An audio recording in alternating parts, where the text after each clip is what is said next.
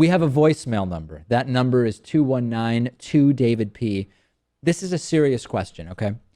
Is this accent for real, or is this a satirical accent in this voicemail? Take a listen. David Pakman, get a life and get a real job, 'cause you suck at what you do. I honestly don't know. I mean, I know that that is an accent that is real, but it also, if someone is more familiar with the nuances of these accents, I could be convinced that that is satirical. Yeah, I think all the one-syllable words in that voicemail became two-syllable words. Yeah.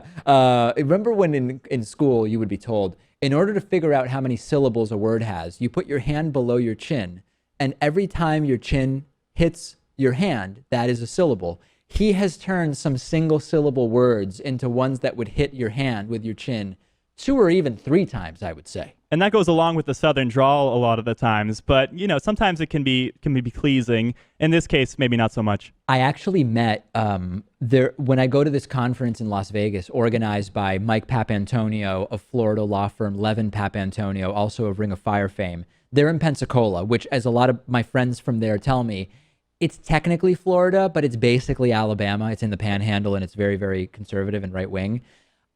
You meet people who have what is unmistakably a thick Southern accent, but they don't in any way communicate that stereotypical, this person doesn't sound smart thing, which has really explained to me over time, because we don't meet that many people up in this part of the country with that accent, that very often the portrayal of the Southern accent is a very particular, I'm guessing less educated and maybe lower economic class Southern accent. Because when you meet people like from the Levin Papantonio law firm, they've all got a Southern accent. You wouldn't think any of them are lacking a full deck, so to speak. And that association really is unfortunate, and it's why people with the Southern drawl try to get rid of it in some cases. Yeah. But yeah, I mean, it's Florida. The more north you go, the more south you get.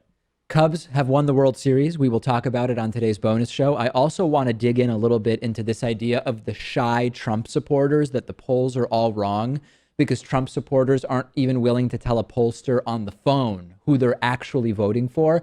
And we'll also follow up. I received a lot of comments about yesterday's conversation about family, religion, and politics.